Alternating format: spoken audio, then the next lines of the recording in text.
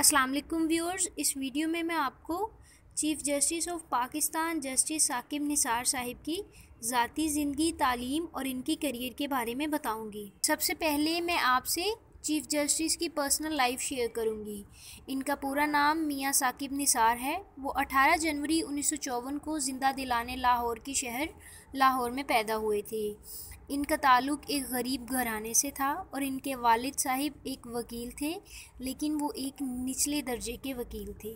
Chief justice Saqib Nisar Sahib ने Qatar high school Lahore में matric का इम्तिहान पास किया था और एफएससी के इम्तिहान में भी यहीं से कामयाबी हासिल की थी। एफएससी का इम्तिहान पास करने के बाद साकिब निसार साहिब भी वकालत के शोबे में जाना चाहते थे, लेकिन इनके वालिद वकालत शोबे से बहुत अफसरदा थे, इसलिए उन्होंने साकिब निसार साहिब को वकालत से दूर रहने का बोल दिया।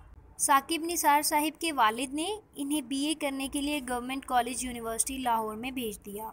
इस दौरान चीफ़ जस्टिस साहिब को इंटरनेशनल यूथ कॉन्फ्रेंस के लिए लीबिया भेज दिया गया और इस वक्त इंटरनेशनल यूथ का नॉमिनेशन हासिल करना काफ़ी ज़्यादा मुश्किल होता था, इसलिए सिर्फ चंद स्टूडेंट्स को ही इनकी काबिलियत की बिना पर लीबिया भेजा गया और इनमें साकिब निसार साहिब का नाम भी सरे फहरिस्त था। साकिब निसार साहिब 1970 में बीए कंप्लीट करने के बाद अपने वालिद के नक्शे कदम पर चलने के ख्वाहिशमंद थे, इसलिए उन्होंने वकालत की तालीम हासिल करने की ठान ली और एलएलबी के लिए पंजाब यूनिवर्सिटी लाहौर में एडमिशन ले लिया। साकिब निसार साहिब ने 1980 में सिविल लॉ की डिग्री हासिल की और वकालत की तालीम हासिल करने के बाद उन्होंने प्राइवेट बेसिस पर प्रैक्टिस शुरू कर दी। 1980 में वो डिस्ट्रिक्ट कोर्ट में प्रैक्टिस करते थे। 1982 में अपनी काबिलियत की बिना पर लाहौर हाई कोर्ट के वकील बने, लेकिन अभी वो आगे और जाना चाहते थे और वकालत की बुलंदियों को छूने के लिए उन्होंने मेहनत शुरू कर दी। चीफ़ जस्टिस साहिब को 1991 में secretary general Lahore high court बनाया गया। 1992 में वो सुप्रीम कोर्ट के वकील बने और उसके बाद 1998 में आखिरकार अपनी अनथक कोशिशों और मेहनतों की बदौलत उन्होंने जजेस का इम्तिहान भी पास किया और जज के ओहदे पर फाइज हो गए। साकिब निसार साहिब 1998 में लाहौर हाई कोर्ट के जज बने और इस वक्त भी इनको जज मियां नवाज शरीफ साहिब ने ही बनाया था। 13 फरवरी 2010 को चीफ़ जस्टिस इफ्तिखार मोहम्मद चौधरी ने इस वक्त के सदर आसिफ अली जरदारी से कहकर इनको जस्टिस ऑफ हाई कोर्ट के ओहदे से हटा दिया और इनकी जगह किसी और जज को दे दी गई थी, जिस पर साकिब निसार साहिब को बेहद दुख हुआ था, क्योंकि वो इस वक्त के सीनियर तरीन जजेस में शुमार होते थे। वो justice of Lahore high court थे, लेकिन वो जस्टिस ऑफ सुप्रीम कोर्ट बनना चाहते थे, लेकिन इफ्तिखार चौधरी के कहने पर इनको इस ओहदे से हटा दिया गया था। जज के ओहदे से हटाए जाने पर साकिब निसार साहिब की इस वक्त के गवर्नर पंजाब सलमान तासीर, जो कि आसिफ अली जरदारी के गहरे दोस्त थे, इनसे काफ़ी अनबन हुई और इस मामले की वजह से सियासी जमातें और ब्यूरोक्रेसी के कई लोग साकिब निसार साहिब के ख़िलाफ़ हो गए। साकिब निसार साहिब को अपने सब्र और मेहनत का सिला उस वक्त मिला जब वो 10 फरवरी 2010 को सुप्रीम कोर्ट के जस्टिस बन गए।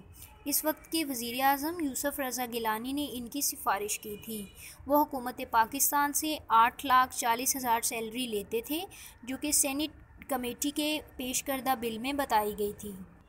अगर हम बात करें मियां साकिब निसार साहिब की करियर की, तो उन्होंने पाकिस्तान के कई तारीख साज केसेस लड़े हैं, जिनमें पैनमा लीक्स सरे फहरिस्त है। पैनमा लीक्स को तहरीक इंसाफ सुप्रीम कोर्ट में ले गई थी और इसमें साबिक वज़ीर आज़म नवाज शरीफ साहिब को ताहयात नाअहल करार दे दिया गया था।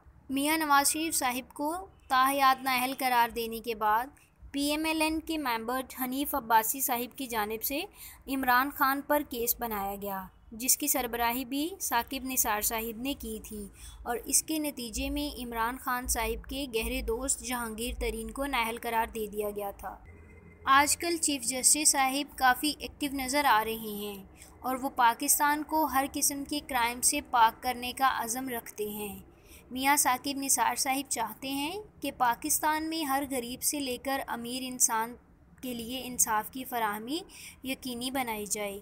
हर वो इंसान जो अवामी नुमाइंदा है, जो कि आवाम के वोटों से आगे आता है, चीफ़ जस्टिस साहिब हर एक को इंसाफ के कटहरे में लाना लाजमी समझते हैं।